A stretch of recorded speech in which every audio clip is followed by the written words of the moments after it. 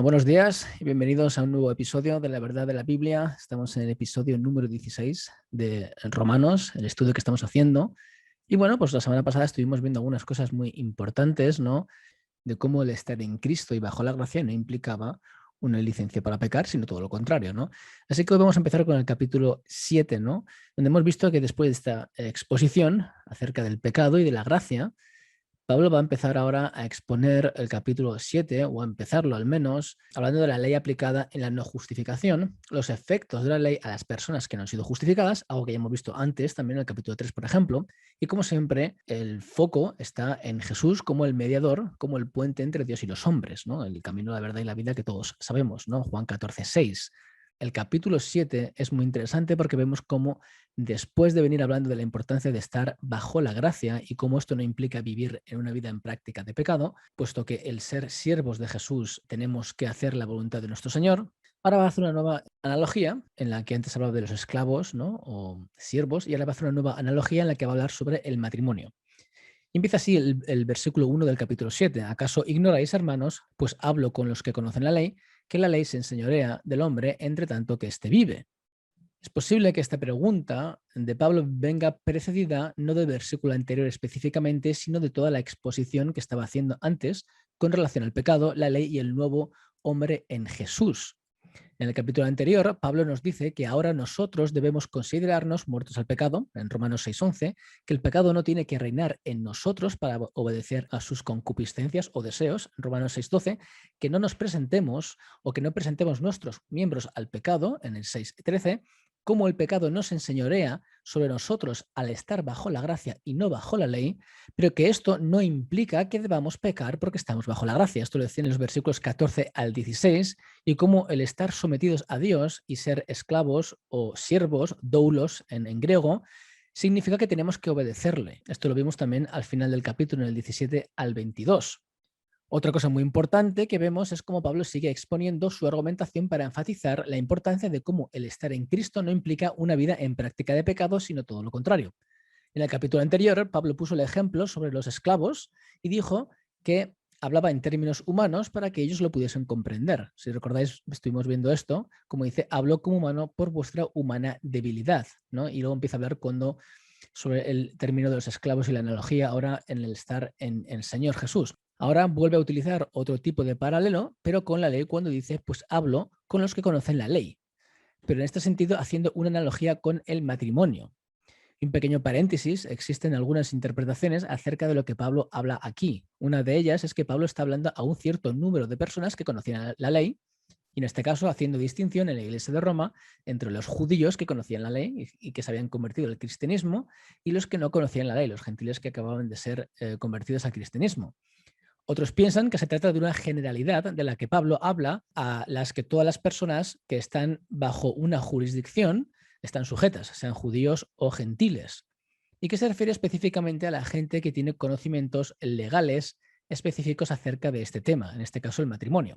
Por lo tanto, hay disensión de opiniones si Pablo habla específicamente de la ley de la Torá o de la ley en general que se aplica a todo el mundo, pues todos están sujetos a una ley hasta que mueren. Y esto es en el versículo primero. Luego veremos cuando habla de la ley después, está hablando de la ley del Antiguo Testamento, ¿no? Y dice lo siguiente, el versículo 2, porque la mujer casada está sujeta por la ley al marido mientras éste vive, pero si el marido muere, ella queda libre de la ley del marido. Así que si en vida del marido se uniere a otro varón, será llamada adúltera. Pero si su marido muriere, es libre de esa ley, de tal manera que si se uniere a otro marido, no será adúltera. Aquí vemos la primera analogía en este sentido del matrimonio. En este pasaje no es una enseñanza sobre el divorcio, específicamente en el cristianismo, sino una analogía sobre lo que está exponiendo Pablo acerca de la ley. La mujer casada está sujeta al marido mientras que éste vive. Si el marido muere, la mujer es libre, pero si el marido no muere, la mujer adultera si se casa con otro, ¿no? Es lo que quiere decir. Así que la conclusión que tenemos es que la mujer casada queda libre de la ley del marido si éste muere. De aquí parte la base de Pablo para hacer énfasis en el argumento que quiere hacer sobre la ley con la analogía del matrimonio. Y dice lo siguiente, en el versículo 4, así también vosotros, hermanos míos, después de exponer esta analogía, habéis muerto a la ley mediante el cuerpo de Cristo para que seáis de otro, del que resucitó de los muertos a fin de que llevemos fruto para Dios. Así que la analogía que Pablo estaba exponiendo es que de la misma manera que la muerte hace romper el yugo entre el matrimonio, y perdonar las faltas en la exposición aquí, ahora de esta misma manera se rompe el yugo de la ley mediante la muerte de Jesús. Esta analogía que hace Pablo es importante porque enfatiza en la fidelidad que se debe de tener a Dios. Importante ver cómo antes utilizaba de los siervos y esclavos, como tenemos que estar sujetos a nuestro amo, y ahora hace el ejemplo del matrimonio, que implica también la fidelidad y el amor. Así que sí, ya no estamos bajo el yugo de la ley y hemos muerto a la ley en ese sentido, ahora estamos casados con Cristo y tenemos que ser fieles a Cristo, que es justo lo que Pablo estaba intentando decir, que el estar en Cristo no significa ahora que hay que pecar y que hay que vivir una vida en práctica de pecado, sino que como la mujer y el marido se agradan unos a otros, la mujer en este caso agrada al marido cuando está casado con él, pues nosotros como iglesia, la iglesia en general o nosotros en particular, al estar en Cristo, tenemos que demostrar fidelidad al Señor y hacer su voluntad. En este ejemplo que pone aquí Pablo, la mujer representa a cada uno de nosotros que estábamos casados con nuestro marido que representaba la ley. La única manera de ser libres del yugo de la ley, el marido en esta analogía, solo podría ocurrir si la ley, el marido en este caso, muriera, ¿no?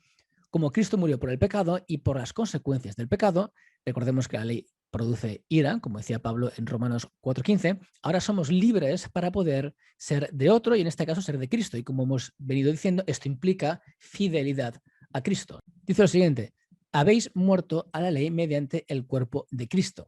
Por lo tanto, estamos libres de los efectos acusatorios de la ley al haberse sido cancelados en Jesús en la cruz, estas actas, ¿no? Como dicen Colosenses 2:14, anulando el acta de los decretos que había en contra de nosotros, que nos era contraria, quitándola de en medio y clavándola en la cruz.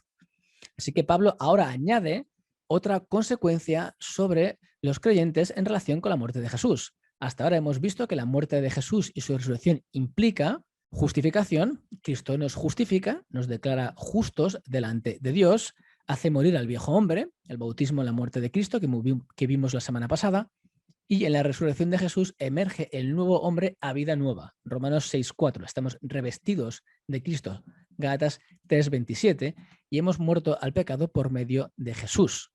¿Vale? Antes de seguir analizando el texto más profundamente, tenemos que darnos cuenta de que la idea de Pablo no es que toda la humanidad ahora es de Cristo, sino que los que son de Cristo son los que están en Él. Para esto hay que poner nuestra confianza en Él, ser justificados, sellados con el Espíritu Santo, etc. Lo que quiero decir es que esta analogía del matrimonio se aplica cuando estamos en Cristo. Si no estamos en Cristo, seguimos todavía casados, entre comillas, con la ley y las consecuencias de la ley para todas las personas que no están en Jesús.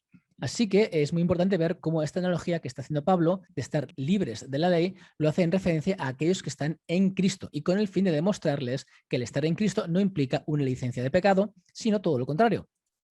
Es por esto que dice al final del versículo, para que seáis de otro, del que resucitó de los muertos, a fin de que llevemos fruto para Dios. Esto implica que si somos de Cristo ahora, entonces tenemos que llevar fruto para Dios, lo cual implica que los frutos que teníamos antes, que vimos en Romanos 6:21-23, cuya paga era muerte, no son los frutos que debemos de llevar ahora que estamos en Cristo.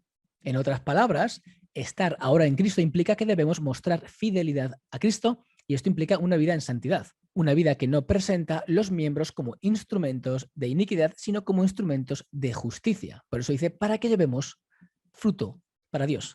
Y este fruto es la voluntad de Dios aplicada en nuestra vida. Esta analogía que hace Pablo con el matrimonio, de igual manera que hizo con la analogía de los siervos y esclavos con los amos, es para mostrar que una vida en Cristo bajo la gracia no implica una vida en práctica de pecados, sino una vida en santidad. Nos repetimos, pero es importante porque esto nos tiene que quedar en la cabeza porque hoy en día hay muchas disensiones acerca de la ley, lo que no es la ley, etcétera, y que ahora al estar en Cristo la gente piensa que tiene una licencia libre para pecar y que luego pide perdón y ya está, ¿no? Cuando nos damos cuenta que es lo que la gente de la época de Pablo ya estaba intentando inducir, tergiversando sus palabras, y por eso Pablo tuvo que ser muy claro en decir que el estar bajo la gracia no significa vivir una vida en práctica de pecado, y lo mismo ahora, el no estar bajo la ley no implica vivir una vida en práctica de pecado, y como veremos después también implica que la ley en sí no es mala. Esto lo veremos después con tranquilidad. Este tipo de analogía matrimonial no es pensado a la ligera, porque recordemos que la iglesia es la esposa y el marido Cristo, como decir que ahora estamos casados al mundo, a la ley cuya condenación es justa por nuestro pecado y que cuando somos muertos al pecado, bautismo en la muerte de Jesús, entonces estamos libres de esa ley. La ley es oficialmente muerta en un sentido, ¿no? Y estamos libres de casarnos con Cristo. Y esta unidad de estar en Él es el bautismo en Cristo, ¿no? Como vimos en Apocalipsis 21:2, y yo, Juan, vi la santa ciudad, la nueva Jerusalén, descender del cielo de Dios dispuesta como una esposa ataviada para su marido. La fidelidad de la Iglesia a Dios y la fidelidad personal, nosotros revestidos de Cristo, al Señor de igual manera. Versículo 5. Porque mientras estábamos en la carne, las pasiones pecaminosas que eran por la ley obraban en nuestros miembros llevando fruto para muerte. Pablo habla ahora mientras estábamos en la carne, lo cual implica la situación de nuestro viejo hombre, donde estábamos en nuestros delitos y pecados, en las pasiones pecaminosas que eran por la ley, en el sentido de que la ley nos acusaba de ellas. Luego dice que eran por la ley, obraban en nuestros miembros, muy parecido a lo que decía en el capítulo 6:19, cuyo fruto es la muerte, que iba en contraposición con el fruto de aquellos que son esclavos de Dios, cuyo fruto era la santificación y como fin la vida eterna. Así que vemos que el estar en Cristo, el estar casados con Jesús, el estar muertos a la ley en este sentido, implica fidelidad y fruto y santidad, no todo lo contrario. Y luego dice en el versículo 6, pero ahora estamos libres de la ley por haber muerto para aquella en que estábamos sujetos, de modo que sirvamos bajo el régimen nuevo del Espíritu y no bajo el régimen viejo de la letra.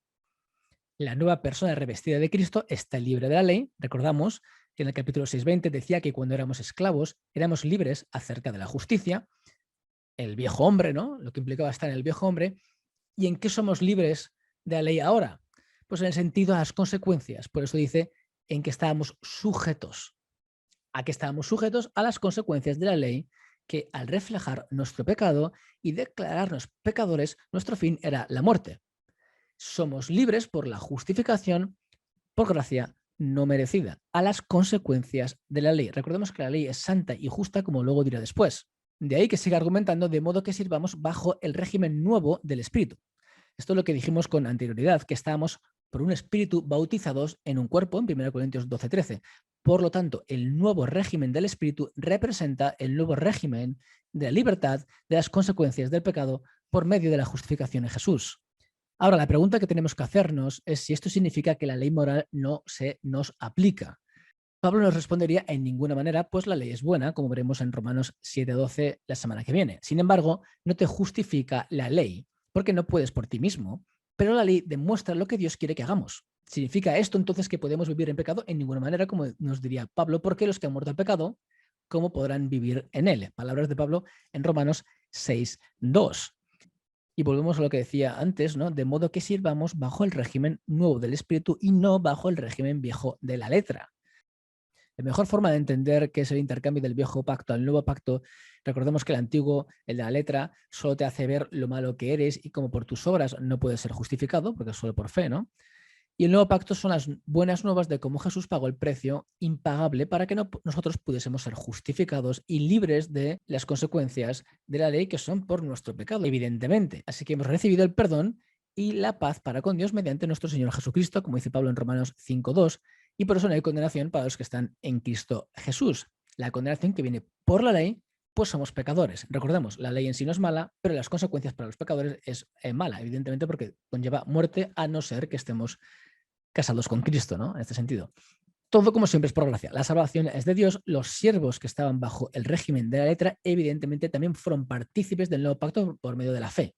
Por eso dice Pablo claramente que Abraham creyó y le fue contado por justicia, porque Jesús pagó el precio por el pecado de toda la humanidad y solo hay que recibir el don de Dios, como dice Pablo en Romanos 5:15-18, que es por gracia mediante la fe. Recordemos las palabras del profeta Jeremías en Jeremías 31:33, cuando dice: pero este es el pacto que haré con la casa de Israel después de aquellos días, dice Jehová, daré mi ley en su mente y la escribiré en su corazón, y yo seré a ellos por Dios, y ellos me serán por pueblo. Pero también recordemos cómo la ley está en la mente y la escribe en su corazón. Dos cosas. Importante que a veces a la gente se le olvida. Jeremías profetiza sobre el nuevo pacto que se cumple en Jesús. Servir en el viejo pacto es frustrante porque no puedes ser salvo por tus méritos. En el nuevo es diferente. Dice que pondrá la ley en su mente, debes conocer la ley, tienes que estudiarla, tienes que leer la palabra del Señor y la escribirá en tu corazón. debes tenerla presente en tu corazón en el sentido de obediencia, sabiendo que no puedes ser salvo por tu propio cumplimiento, porque no es posible. Entendiendo que libres de la esclavitud del pecado podemos obedecer a Dios mediante el poder del Espíritu Santo. En Mateo 22, 38, 40, este es el primero y grande mandamiento, y el segundo es semejante: amarás a tu prójimo como a ti mismo. El primero es amarás a Dios sobre todas las cosas. De estos dos mandamientos depende toda la ley y los profetas. Y el versículo 7 dice lo siguiente: ¿qué diremos pues? ¿La ley es pecado? En ninguna manera. Pero yo no conocí el pecado sino por la ley, porque tampoco conociera la codicia si la ley no dijera no codiciarás. Aquí otra vez Pablo vuelve a introducir un argumento que refuerza que la ley no es mala en el sentido que es pecaminosa. Pablo induce las posibles represalias que las personas intentaban hacer, tergiversando sus palabras, alegando que ahora Pablo esposaba una visión de que la ley era en sí mala. Sin embargo, para no dar lugar a dudas, de la misma manera que dejó claro que el estar bajo la gracia no implicaba una licencia para pecar, ahora dice que la ley no es mala ni pecaminosa. Es por esto que dice en ninguna manera. Es la ley pecado en ninguna manera. Importante como Pablo, como el Espíritu Santo, inspira a Pablo para que diga esto, para que quede totalmente claro que la gente no tergiverse sus palabras, ¿no? Pero dice lo siguiente: pero yo no conocí el pecado sino por la ley, porque tampoco conociera la codicia si la ley no dijera no codiciarás.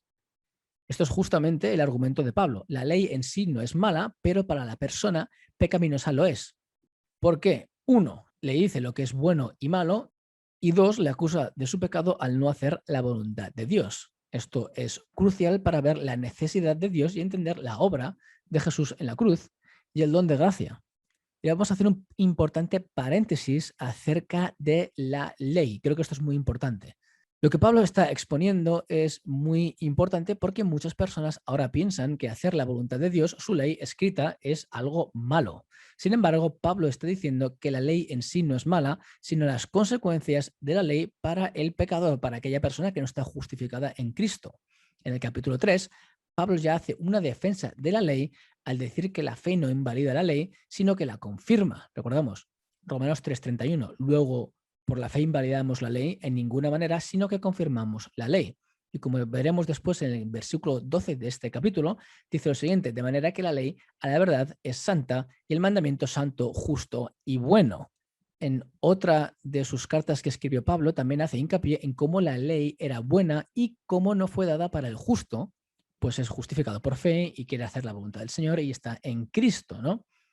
Sino para los transgresores y los desobedientes, etc. Esto lo vemos en 1 Timoteo 1, 8 al 11. Dice aquí: pero sabemos que la ley es buena, si uno la usa legítimamente, conociendo esto, que la ley no fue dada para el justo, sino para los transgresores y desobedientes, para los impíos y pecadores, para los irreverentes y profanos, para los parricidas y matricidas, para los homicidas, para los fornicarios, para los sodomitas, para los secuestradores, para los mentirosos y perjuros, y para cuantos oponga a la sana doctrina, según el glorioso evangelio del Dios bendito que a mí me ha sido encomendado. De hecho, sabemos todos que Jesús vino a cumplir la ley. En Mateo 5:17 dice: no penséis que he venido para abrogar la ley o los profetas, no he venido para abrogar, sino para cumplir. Si la ley fuese mala en sí, Jesús no la hubiese cumplido, ¿no? Por ejemplo, otros siervos como Santiago hablan en términos de la ley moral de Dios como algo que se supone que es bueno y que un cristiano debe de cumplir. En Santiago 2, 8 al 11 dice lo siguiente: si en verdad cumplís la ley real, conforme a la Escritura, amarás a tu prójimo como a ti mismo, bien hacéis. Pero si hacéis acepción de personas, cometéis pecado y quedáis convictos por la ley como transgresores. Porque cualquiera que guardare toda la ley, pero ofendiere en un punto, se hace culpable de todos. Porque el que dijo no cometerás adulterio, también ha dicho no matarás. Ahora bien, si no cometes adulterio pero matas, ya te has hecho transgresor de la ley. Es importante ver cómo Pablo está hablando de la ley que vimos en los 10 mandamientos, en Éxodo 21 al 17 y Deuteronomio 5, 1 al 21, y Santiago también de esta ley dada, pero en Levítico 19 al 18. Vamos a ver, por ejemplo, aquí la cita de Pablo en Romanos 7, 7, cuando dice aquí: ¿qué diremos pues? La ley es pecado en ninguna manera, pero yo no conocí el pecado sino por la ley, porque tampoco conociera la codicia si la ley no dijera no codiciarás. Esto lo vemos que lo pone en Éxodo 20:17, no codiciarás la casa de tu prójimo, no codiciarás la mujer de tu prójimo, ni su siervo, ni su criada, ni su buey, ni su asno, ni cosa alguna de tu prójimo. Y en Deuteronomio 5:21, no codiciarás la mujer de tu prójimo, ni desearás la casa de tu prójimo, ni su tierra, ni su siervo, ni su sierva, ni su buey, ni su asno, ni cosa alguna de tu prójimo. Aquí vemos cómo Pablo hace esta mención del Antiguo Testamento en la ley, ¿no? Y Santiago también hace lo mismo. En Santiago 2:8-11, que es lo que hemos visto antes, ¿no? Amarás a tu prójimo como a ti mismo, está haciendo una referencia a Levítico 19:11-18, al final cuando dice, no te vengarás ni guardarás rencor a los hijos de tu pueblo, sino amarás a tu prójimo como a ti mismo, yo Jehová. Importante ver cómo esto que viene aquí viene precedido de cosas muy importantes como no hurtaréis, y no engañaréis ni mentiréis uno al otro, no juraréis falsamente por mi nombre, no robarás y muchas otras cosas más para que veamos cómo la ley del Señor en ese sentido refleja la voluntad del Señor para su pueblo, ¿no? Seguimos. Más ejemplos. Efesios 6:1-2. Hijos, obedeced en el Señor a vuestros padres porque esto es justo. Honra a tu padre y a tu madre, que es el primer mandamiento con promesa. Aquí Pablo está haciendo referencia a Deuteronomio 5:16 y a Éxodo 20:22, donde dice, honra a tu padre y a tu madre como Jehová tu Dios te ha mandado para que sean prolongados tus días y para que te vaya bien sobre la tierra que Jehová tu Dios te da. Y en Éxodo 20:12, honra a tu padre y a tu madre para que tus días se alarguen en la tierra que Jehová tu Dios te da. Vemos como Pablo está diciendo que es algo que hay que hacer, porque refleja la voluntad del Señor. Evidentemente no está diciendo Pablo que haciendo esto pueda ser salvo, porque sabe que nadie puede ser salvo por las obras de la ley, pero esta ley que viene aquí, esta voluntad del Señor, esta voluntad moral, es justa y es buena. Por eso dice Pablo que hay que hacerlo, porque representa la voluntad del Señor. De hecho, Jesús dice lo siguiente, mencionando Deuteronomio 6:5 y Levítico 9:18. En Mateo 22:37-40, amarás al Señor tu Dios con todo tu corazón y con toda tu alma y con toda tu mente. Referencia a Deuteronomio 6:5. Amarás a Jehová tu Dios de todo tu corazón y de toda tu alma y con todas tus fuerzas. Y luego la segunda parte dice, este es el primero y grande mandamiento y el segundo es semejante, amarás a tu prójimo como a ti mismo. De estos dos mandamientos dependen toda la ley y los profetas. Esto viene en Levítico 19:18, no te vengarás ni guardarás rencor a los hijos de tu pueblo, sino amarás a tu prójimo como a ti mismo, yo Jehová, es lo que hemos visto antes, pero vemos otros momentos en los que el Señor habla de cosas morales importantes y de principios que demuestran su voluntad para sus hijos, ¿no? Así que vemos cómo Jesús hace también esta mención del Antiguo Testamento en este sentido como algo que tenemos que hacer, amar a los demás, es algo obvio, ¿no? De estas palabras que Jesús dice, parece que hace Pablo referencia en Gálatas 5:14 y también en Romanos 13:8-9, cuando dice, porque toda la ley en esta sola palabra se cumple, amarás a tu prójimo como a ti mismo, ¿no? Finalmente, otro ejemplo lo vemos más adelante en la misma carta de Romanos, que vemos la ley en referencia a lo que dice en Éxodo 20, Levítico 19 y Deuteronomio 5. Es importante ver cómo se hacen diferentes tipos de menciones a diferentes tipos de partes del Antiguo Testamento, ¿no? Recordemos, Romanos 13:8-9, no debáis a nadie nada, sino el amaros unos a otros, porque el que ama al prójimo ha cumplido la ley. Porque no adulterarás, no matarás, no hurtarás, no dirás falso testimonio, no codiciarás. Y cualquier otro mandamiento en esta sentencia se resume, amarás a tu prójimo como a ti mismo. Si habéis estado atentos, veréis cómo mezcla también cosas importantes que reflejan la voluntad del Señor para su pueblo. Pero vemos como dice, no debáis a nadie nada, sino el amaros unos a otros, porque el que ama al prójimo ha cumplido la ley. Así que debe ser algo bueno amar al prójimo, que le pone la ley y que refleja la voluntad del Señor. La ley moral es algo bueno que tenemos que todos cumplir, no con la intención de ser salvos por medio de ello, sino con la intención de obedecer a los mandamientos del Señor, porque estamos en el pacto del Espíritu, porque estamos en Cristo y le queremos servir y obedecer y ser fieles a Él. Esta primera parte que vemos aquí, no adulterarás, no matarás, no hurtarás, no dirás falso testimonio y no codiciarás, es lo que vemos en Éxodo 20, 13-17, donde dicen no matarás, no cometerás adulterio, etcétera, que lo hemos visto antes, ¿vale? Pero luego también menciona la segunda parte y cualquier otro mandamiento en esta sentencia se resume, amarás a tu prójimo como a ti mismo. Aquí Pablo ahora menciona a lo que dice en Levítico 19:18, que ya hemos visto que ha hecho Santiago y que ha hecho Jesús, ¿no? Amarás a tu prójimo como a ti mismo. Así que vemos estas cosas muy importantes que tenemos que tener en la mente, como esta ley moral es algo que es necesario, porque representa la voluntad del Señor, amar a los demás.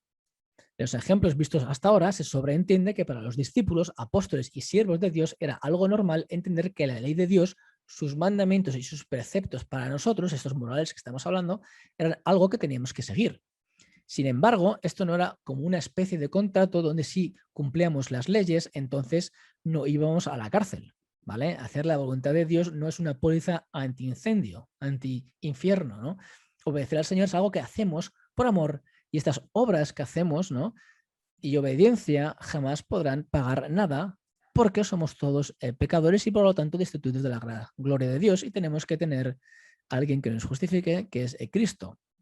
Por lo tanto, Pablo deja claro que la ley no era mala en el sentido que ahora, al estar bajo la gracia, la debíamos desechar y hacer todo lo contrario, que es lo que la gente intentaba hacer entender por las palabras de Pablo a propósito para hacer que ahora, si la ley decía no matarás, pues se pueda matar, ¿no? O no mentirás, pues se pueda mentir. Sin embargo, lo que Pablo quiere decir es que la ley es mala en el sentido de que refleja nuestra situación. Es mala para la persona. La ley en sí es buena y es santa, pero para la persona es mala puesto que le hace reflejar lo pecador que es, y la gente no quiere que le digan lo mal que lo hace, ¿no? Para expresar este pensamiento, Pablo sigue exponiendo este concepto en los versículos siguientes que veremos la semana que viene. Así que, según Pablo, la ley no es mala, pero para la persona que está sujeta a esta ley y las consecuencias de la ley, evidentemente es mala, ¿no? Una analogía para hoy en día es como la ley de un país que se basa en justicia. Es buena para aquellos que están en ella, que se sujetan, son justos delante de la ley. Aquellas personas que aman a su país se someten a las leyes y entienden que representan valores importantes que se tienen que respetar. Sin embargo, para los criminales, personas que aman más a su propia persona, que se aman a sí mismos más que a los demás, más que a su país, la ley es algo malo, porque cuando son confrontados por ella ante sus hechos que van en contra de su país y de los demás, porque no aman al prójimo como a sí mismo, las consecuencias son malas para ellos. Tienen que ir, por ejemplo, a la cárcel, etc. Así que la pregunta importante, ¿estamos bajo la ley o no? Esta es una de las preguntas más importantes que tenemos que hacernos. Esto es uno de los conceptos más confusos que hay en el cuerpo de Cristo hoy en día. Es cierto que es difícil poder comprender el concepto de la ley que habla Pablo y cómo dice que es justa y buena, pero que ya no estamos bajo la ley.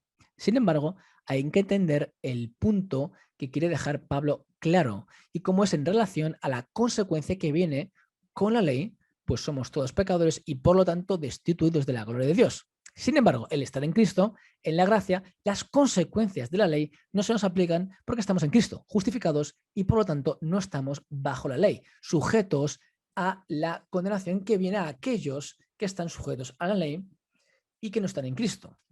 Sin embargo, esto no implica, uno, que la ley sea mala; dos, que no debamos mirar a la ley como una manera de conocer la voluntad de Dios y cumplirla, y estamos hablando siempre de la ley moral; y tres, que ahora todo lo que está en la Biblia no hay que cumplirlo porque estamos bajo la gracia y no bajo la ley, ¿vale? Es justo lo que Pablo estaba intentando hacer entender a las personas. Como hemos venido viendo en los escritos de los siervos del Señor, tenemos que obedecer a Dios y a sus mandamientos, y en este sentido sí que tenemos que hacer lo que dice la ley, pues demuestra la voluntad de Dios para nosotros. Como dice Jesús en Juan 14:15, si me amáis, guardad mis mandamientos. Y como dice en 1 Juan 5:3, pues este es el amor de Dios, que guardemos sus mandamientos, y sus mandamientos no son gravosos. Y en este sentido se puede decir que estos mandamientos es una ley para nosotros los cristianos, ¿no? La palabra mandamientos, importante, es una nota que tenemos que entender. Esa palabra entolé es la que utiliza Jesús para nombrar los mandamientos de la ley moral. Por ejemplo, en Mateo 19, 17 al 19 dice, él le dijo, ¿por qué me llamas bueno? Ninguno hay bueno sino uno, Dios. Mas si quieres entrar en la vida, guarda los mandamientos. Le dijo, ¿cuáles? Y Jesús dijo, no matarás, no adulterarás, no hurtarás, no dirás falso testimonio, honra a tu padre y a tu madre, y amarás a tu prójimo como a ti mismo. En 1 Juan 5:3, cuando dice esto de, este es el amor de Dios, que guardemos sus mandamientos; y en Mateo 19:17, cuando dice, porque me llamas bueno, ninguno hay bueno sino uno, Dios. Más si quieres entrar en la vida, guarda los mandamientos. Vais a ver cómo esta palabra, mandamientos, es la misma en los dos lugares. Aquí vemos la palabra, el lema es entolé en los dos, ¿vale? Por lo tanto, ante la pregunta, ¿estamos bajo la ley o no? Bueno, en el sentido de estar en Cristo y de ser sus siervos, esclavos, o como la analogía que hemos venido viendo hoy del matrimonio, por amor estamos sujetos a la voluntad de Dios, y en este sentido sí que estamos bajo la ley de Dios, o como Pablo dice, bajo la ley de Cristo. Esta ley que nos enseña sus mandamientos, lo que él quiere que hagamos, ¿no? En Gálatas 6:2 dice, sobrellevad los unos las cargas de los otros, amar al prójimo como a sí mismo, ¿no? Entre comillas, y cumplid así la ley de Cristo. Así que tenemos que cumplir una ley. Estamos bajo la ley de Cristo. En 1 Corintios 9:21, a los que están sin ley, como si yo estuviera sin ley, no estando yo sin ley de Dios, sino bajo la ley de Cristo, para ganar a los que están sin ley. Vemos cómo está exponiendo claramente Pablo que sí que estamos bajo la ley. No en el sentido de cómo se entendía, pero sí en el sentido de que tenemos que obedecer los mandamientos del Señor. Así que como cristianos tenemos que obedecer los mandamientos del Señor porque la ley en sí es buena. El decir no matarás sigue siendo bueno en el Antiguo Testamento como en el Nuevo Testamento. Si Pablo se refiriese a la ley de Cristo como lo que Jesús dijo en Juan 13, 34 al 35, entonces esto englobaría toda la ley de Cristo, que al fin y al cabo siempre sigue teniendo las mismas implicaciones porque debemos de hacer como hace Jesús: amar a los demás, a Dios sobre todas las cosas, obedecer al Padre en todo momento, en los malos momentos, etcétera, ¿no? En Juan 13, 34 al 35 dice lo siguiente: un mandamiento nuevo os doy. Así que está dando un mandamiento, que entre comillas se puede decir que es una ley. Que os améis unos a otros como yo os he amado, que también os améis unos a otros. En esto conocerán todos que sois mis discípulos si tuvierais amor los unos con los otros. Así que tenemos que hacer amar los unos a los otros como el Señor nos ha amado. ¿Y cómo nos ha amado el Señor? Viendo un cuerpo humano en esta tierra, despojándose a sí mismo de su deidad para estar con nosotros, humillándose para poder morir por los pecados, obedeciendo al Padre hasta el final, etc. Así que eso es la ley que tenemos que seguir, la ley de Cristo, ser como Él, seguir al Señor, buscar al Señor y obedecer al Señor en todo momento. No vivir una vida en práctica de pecado y no pensar que el estar bajo la gracia implica pecar y que el estar sin ley implica pecar, sino todo lo contrario. Implica obediencia en amor al Señor. Otras corrientes de opinión. Vamos a ver lo que otras personas piensan, ¿no? Hay comentaristas y predicadores que sobre este pasaje piensan que Pablo estaba diciendo que aprendemos de la ley, pero no estamos en la ley, o que la ley del Antiguo Testamento era algo fundamental, como de fundamento, como una especie de base, pero que no estamos sobre ella. Cuando hablan de esta ley, engloban la ley total de Dios, y ese es el problema. Incluyen la ley moral, ceremonial, jurídica, etc. Este tipo de interpretación de aprendemos de la ley del Antiguo Testamento o que era el fundamento, pero no estamos más en ella, sale a intentar solventar la tensión de la ley que se habla en el libro de Hebreos y en Romanos. Este tipo de enfoque está errado, puesto que el libro de Romanos y el libro de Hebreos lidian con dos cosas completamente diferentes. Muy parecido al ejemplo que vemos con la fe y las obras que vemos en el libro de Romanos y en el libro de Santiago, ¿no? En el libro de Romanos está enfocando a las consecuencias del pecado y de la gracia de Dios al ser justificados y eliminando la condenación que viene a causa del pecado y que se refleja en la ley de Dios, donde vemos su voluntad. La ley en Romanos se refiere a la ley moral, por eso menciona no codiciarás, etc., ¿no? El libro de Hebreos, sin embargo, se enfoca en el significado del sacrificio de Jesús en la cruz y de la purificación y propiciación. Cuando el libro de Hebreos habla de la ley, es sobre la ley levítica, del sacerdocio y de cómo el nuevo pacto es mejor que el primero porque el sacrificio de Jesús quita el pecado de una vez. Jesús es el gran sumo sacerdote, como dice Hebreos 4:14. El libro de Hebreos habla de la ley más enfocado a la ley sobre las ofrendas. Es un libro más judío, ¿no? Para explicar el sumo sacrificio de Jesús final y el vencimiento sobre el pecado. Sin embargo, en Romanos, Pablo está enfocado más a la ley moral, de cómo nos acusa, cómo no podemos ser salvos porque pecamos y estamos destituidos de la gloria de Dios. Los dos libros hablan de la muerte de Jesús como la solución, pero uno, en Hebreos, lo hace según el prisma del sacrificio levítico para demostrar que el nuevo pacto, o mejor pacto, como diría el autor de Hebreos, es superior que el sistema de sacrificios de antes, pues es una vez y por todas y el pecado es vencido. Pablo, sin embargo, por otro lado, en Romanos se enfoca en la ley moral, la que nos acusa, la que nos pone en nuestro lugar delante de Dios, como nadie la puede cumplir y como sin Jesús estamos perdidos. Recordando que la ley no tiene como función salvarnos, sino decirnos dónde estamos, porque la salvación viene por Jesús. En otras palabras, el libro de Hebreos explica cómo antes por la ley éramos limpios del pecado, sacrificio levítico ineficaz, sacrificio diario por los pecados del pueblo, etcétera, y de los sacerdotes, y cómo también se purificaba el templo de las impurezas de las personas, que también vimos en otros capítulos anteriores, en comparación al nuevo pacto, que es mejor, pues es una sola vez, no como alguien que muere, sino como alguien que permanece para siempre, como un sacerdocio inmutable. Así que es importante saber la diferencia que hay entre la ley. Cuando habla Pablo, a veces habla de la ley ceremonial, a veces habla de la ley moral o la ley jurídica. Y para eso hay que saber contextualmente ver de lo que está hablando. En el libro de Romanos vemos como, por ejemplo, cuando está hablando de la ley en este sentido, está hablando de la ley de no cometerás adulterio, etcétera. Vemos la ley real que habla Santiago, como habla también de la misma ley moral. Y en Hebreos habla de otro tipo de ley. Así que tenemos que entender que bajo la ley de Cristo, que estamos ahora, tenemos que obedecer sus mandamientos. Es lo que dice la palabra del Señor. Así que, resumen de lo que hemos visto hoy. El estar en Cristo no implica hacer lo que queramos y vivir en una vida en práctica de pecado, como venía diciendo en el capítulo 6. Cuando estamos en Cristo, estamos ahora en la ley de Cristo. El estar libres de la ley implica que en Cristo tenemos victoria sobre el pecado y por lo tanto debemos andar en los caminos del Señor, nuestro nuevo amo. No implica andar en una vida en práctica de pecado porque entonces no estamos casados con Cristo, estamos casados con el mundo y sujetos a las consecuencias de la ley. Y la ley no es pecado, pero nos acusa de nuestro pecado.